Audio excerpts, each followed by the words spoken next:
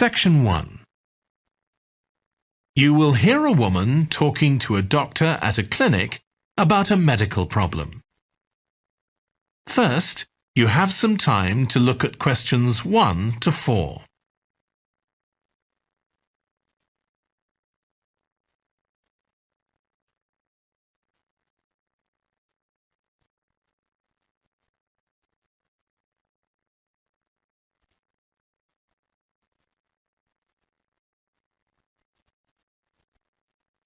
You will see that there is an example that has been done for you.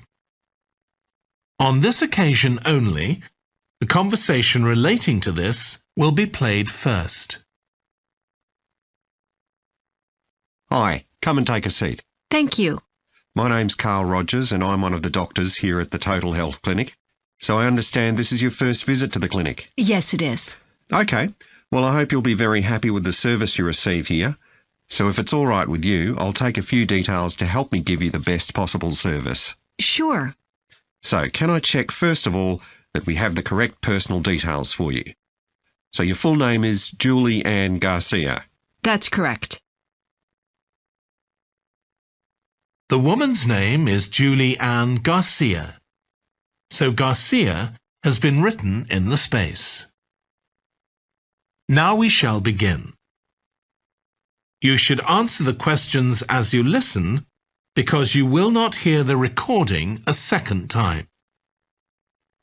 Listen carefully and answer questions 1 to 4. Hi, come and take a seat. Thank you. My name's Carl Rogers and I'm one of the doctors here at the Total Health Clinic. So I understand this is your first visit to the clinic. Yes, it is. Okay, well I hope you'll be very happy with the service you receive here. So if it's all right with you, I'll take a few details to help me give you the best possible service. Sure.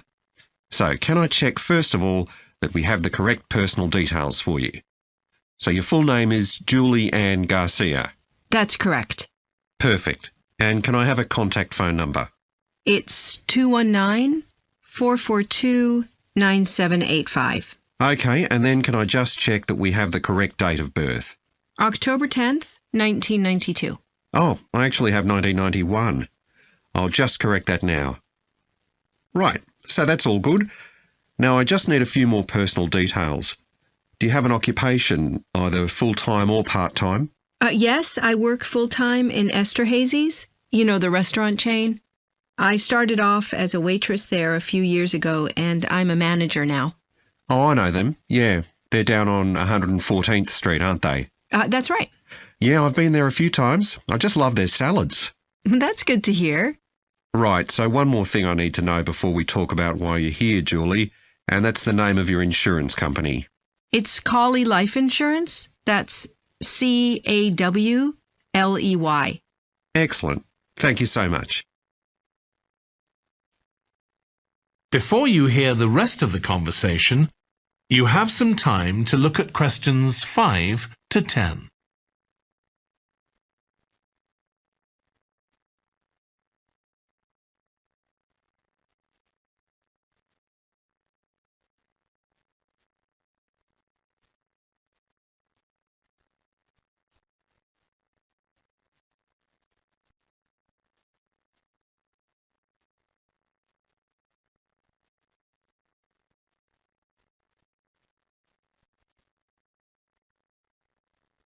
Now listen and answer questions 5 to 10. Now, Julie, let's look at how we can help you. So tell me a little about what brought you here today. Well, I've been getting a pain in my knee, the left one. Not very serious at first, but it's gotten worse, so I thought I ought to see someone about it. That's certainly the right decision. So how long have you been aware of this pain? Is it just a few days, or is it longer than that? Longer. It's been worse for the last couple of days, but it's 3 weeks since I first noticed it. It came on quite gradually, though, so I kind of ignored it at first. And have you taken any medication yourself or treated it in any way? Yeah, I've been taking medication to deal with the pain, Tylenol, and that works okay for a few hours, but I don't like to keep taking it. Okay. And what about heat treatment? Have you tried applying heat at all?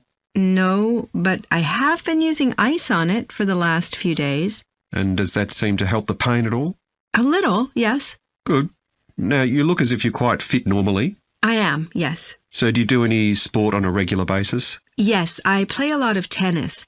I belong to a club, so I go there a lot. I'm quite competitive, so I enjoy that side of it as well as the exercise, but I haven't gone since this started. Sure. And do you do any other types of exercise? Yeah, I sometimes do a little swimming, but usually just when I'm on vacation. But normally I go running a few times a week, maybe 3 or 4 times. So your legs are getting quite a pounding, but you haven't had any problems up to now? No, not with my legs. I did have an accident last year when I slipped and hurt my shoulder, but that's better now. Excellent. And do you have any allergies? No, none that I'm aware of. And do you take any medication on a regular basis? Well, I take vitamins, but that's all. I'm generally very healthy. Okay. Well, let's have a closer look and see what might be causing this problem. If you can just get up. That is the end of section 1. You now have half a minute to check your answers.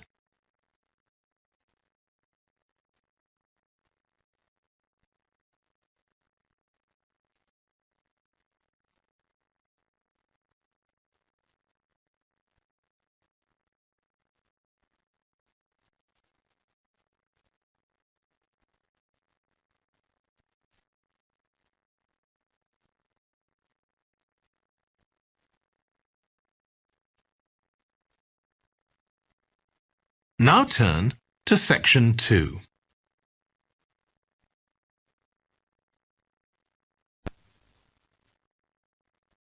Section 2. You will hear a guide talking to a group of tourists who are about to visit an English castle. First, you have some time to look at questions 11 to 15.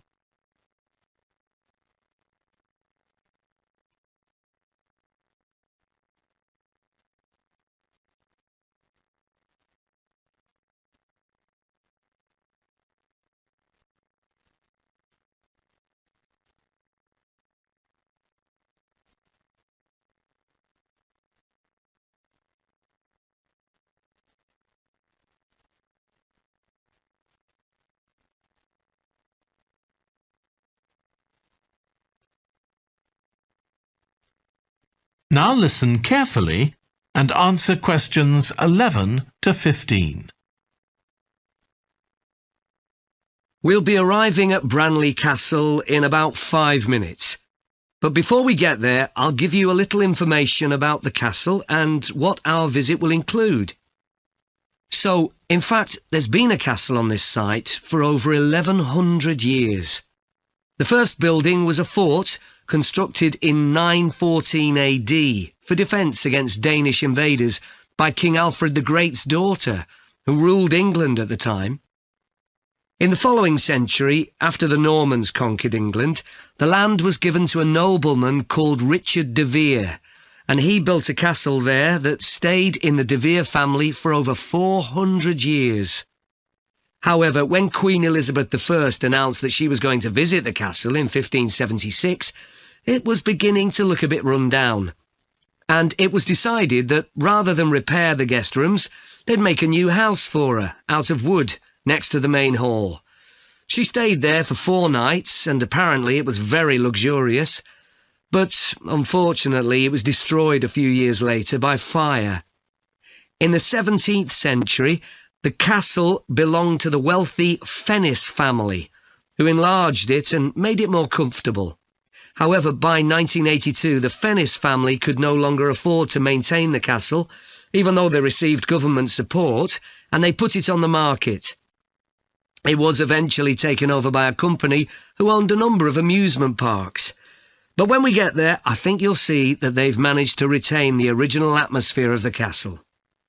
When you go inside, you'll find that in the staterooms, there are lifelike moving wax models dressed in costumes of different periods in the past, which even carry on conversations together.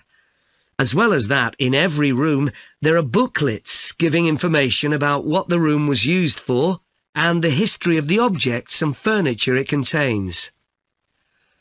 The castle park's quite extensive.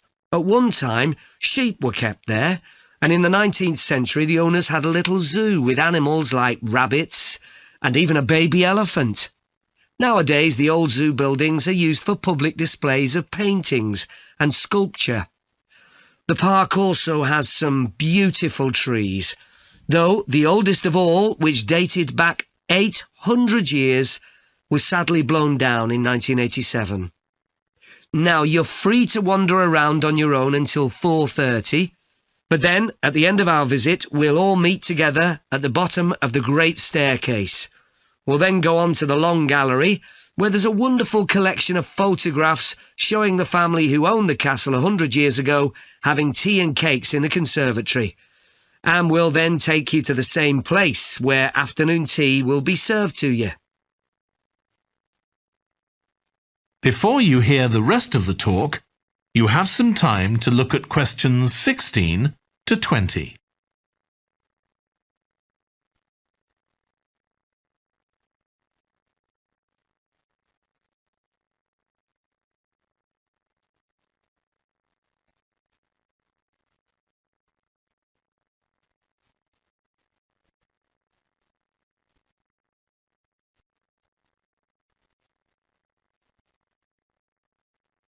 Now listen and answer questions 16 to 20. Now, if you can take a look at your plans, you'll see Branley Castle has 4 towers joined together by a high wall, with the river on 2 sides. Don't miss seeing the Great Hall. That's near the river in the main tower, the biggest one, which was extended and redesigned in the 18th century. If you want to get a good view of the whole castle, you can walk around the walls. The starting point's quite near the main entrance. Walk straight down the path until you get to the south gate, and it's just there. Don't go on to the north gate. There's no way up from there. There'll shortly be a show in which you can see archers displaying their skill with a bow and arrow. The quickest way to get there is to take the first left after the main entrance and follow the path past the bridge. Then you'll see it in front of you at the end. If you like animals, there's also a display of hunting birds, falcons and eagles and so on. If you go from the main entrance in the direction of the south gate, but turn right before you get there instead of going through it, you'll see it on your right, past the first tower. At 3 p.m, there's a short performance of traditional dancing on the outdoor stage. That's right at the other side of the castle from the entrance and over the bridge. It's about 10 minutes walk or so. And finally, the shop. It's actually inside one of the towers, but the way in is from the outside. Just take the first left after the main entrance, go down the path and take the first right. It's got some lovely gifts and souvenirs. Right, so we're just arriving. That is the end of section 2. You now have half a minute to check your answers.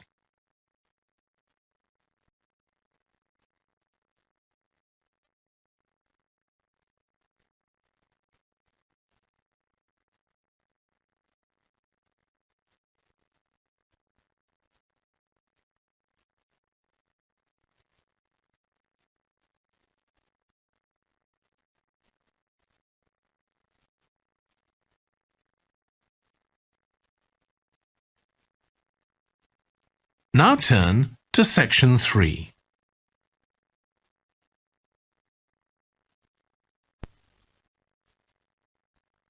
Section 3. You will hear 2 environmental science students, called Rosie and Martin, discussing their presentation on an extinct animal called the woolly mammoth with their tutor. First, you have some time to look at questions 21 to 24.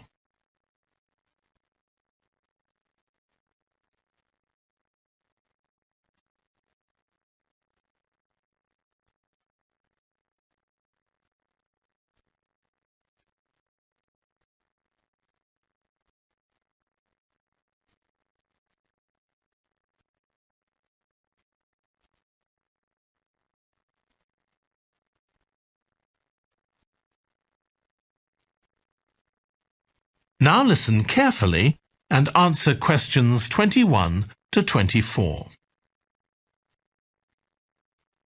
So, Rosie and Martin, let's look at what you've got for your presentation on woolly mammoths. OK, we've got a short outline here. Thanks. So, it's about a research project in North America. Yes, but we thought we needed something general about woolly mammoths in our introduction to establish that they were related to our modern elephant, and they lived thousands of years ago in the last ice age. Maybe we could show a video clip of a cartoon about mammoths, but that'd be a bit childish. Or we could have a diagram. It could be a timeline to show when they lived, with illustrations. Or we could just show a drawing of them walking in the ice. No, let's go with your last suggestion. Good.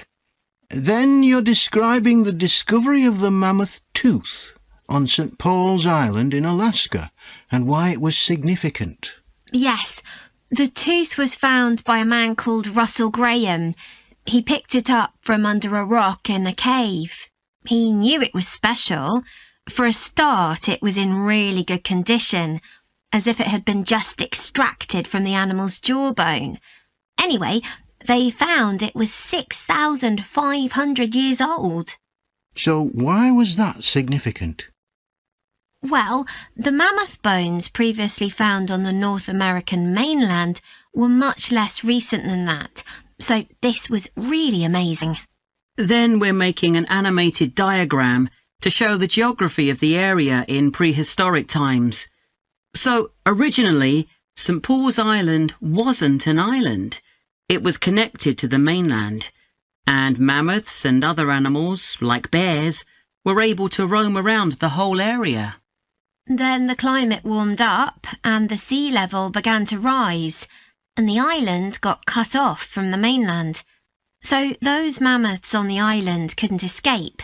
They had to stay on the island. And in fact, the species survived there for thousands of years after they'd become extinct on the mainland. So why do you think they died out on the mainland? No one's sure. Anyway, next we'll explain how Graham and his team identified the date when the mammoths became extinct on the island. They concluded that the extinction happened 5,600 years ago, which is a very precise time for a prehistoric extinction. It's based on samples they took from mud at the bottom of a lake on the island. They analysed it to find out what had fallen in over time, bits of plants, volcanic ash, and even DNA from the mammoths themselves. It's standard procedure, but it took nearly 2 years to do. Before you hear the rest of the discussion, you have some time to look at questions 25 to 30.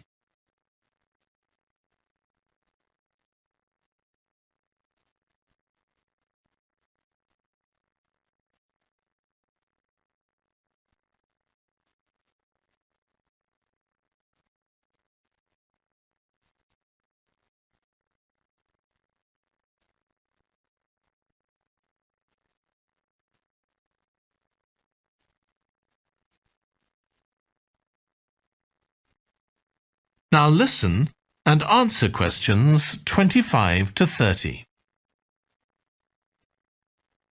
So why don't you quickly go through the main sections of your presentation and discuss what actions needed for each part?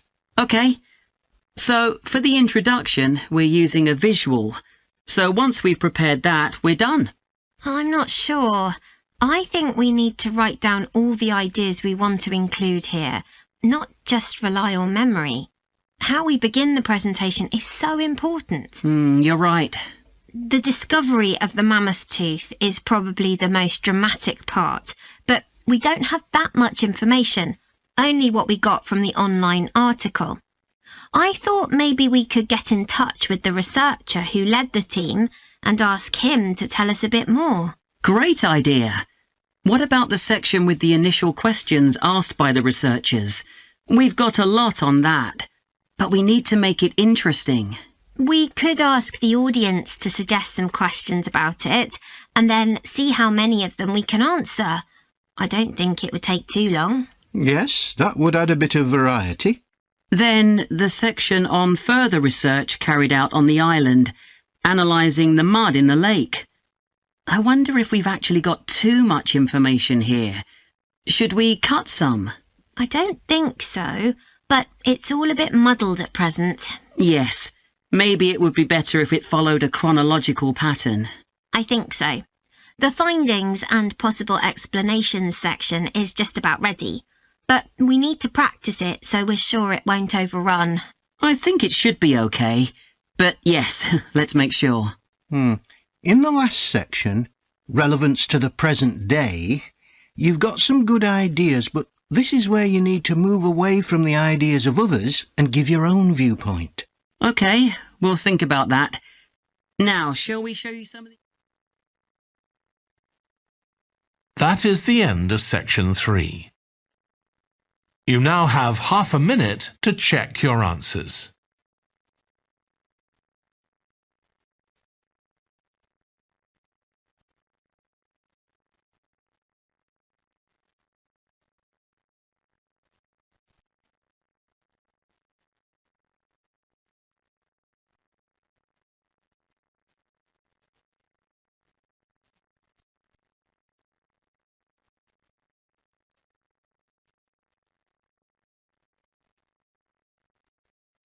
Now turn to section 4.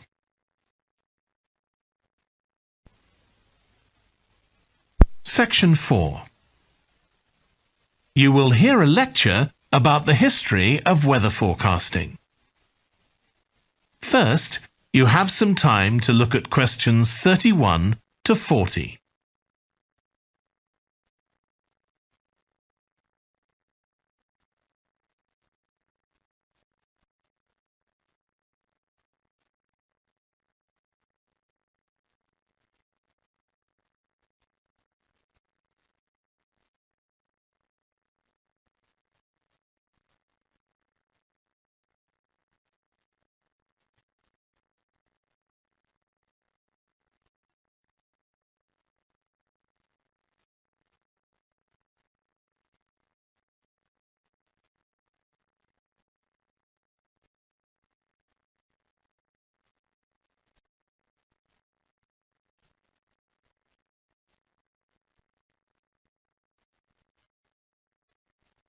Now listen carefully and answer questions 31 to 40.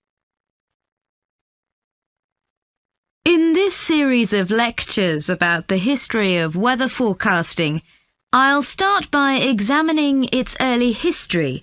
That'll be the subject of today's talk.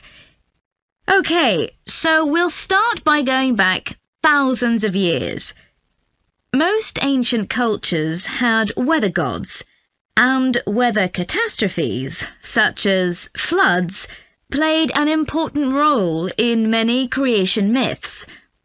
Generally, weather was attributed to the whims of the gods, as the wide range of weather gods in various cultures shows. For instance, there's the Egyptian sun god Ra, and Thor, the Norse god of thunder and lightning. Many ancient civilizations developed rites such as dances in order to make the weather gods look kindly on them. But the weather was of daily importance. Observing the skies and drawing the correct conclusions from these observations was really important. In fact, their survival depended on it. It isn't known when people first started to observe the skies, but at around 650 BC, the Babylonians produced the first short-range weather forecasts, based on their observations of clouds and other phenomena. The Chinese also recognized weather patterns, and by 300 BC, astronomers had developed a calendar which divided the year into 24 festivals, each associated with a different weather phenomenon. The ancient Greeks were the first to develop a more scientific approach to explaining the weather. The work of the philosopher and scientist Aristotle in the 4th century BC is especially noteworthy, as his ideas held sway for nearly 2,000 years. In 340 BC, he wrote a book in which he attempted to account for the formation of rain, clouds, wind, and storms. He also described celestial phenomena such as halos, that is, bright circles of light around the sun, the moon, and bright stars, and comets. Many of his observations were surprisingly accurate. For example, he believed that heat could cause water to evaporate, but he also jumped to quite a few wrong conclusions, such as that winds are breathed out by the earth. Errors like this were rectified from the Renaissance onwards.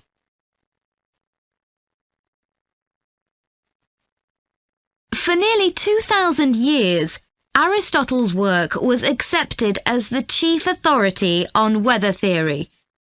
Alongside this, though, in the Middle Ages, weather observations were passed on in the form of proverbs, such as red sky at night, shepherd's delight, red sky in the morning, shepherd's warning.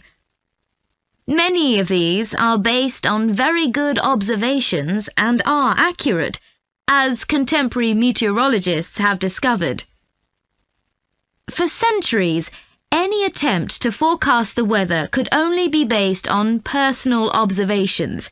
But in the 15th century, scientists began to see the need for instruments.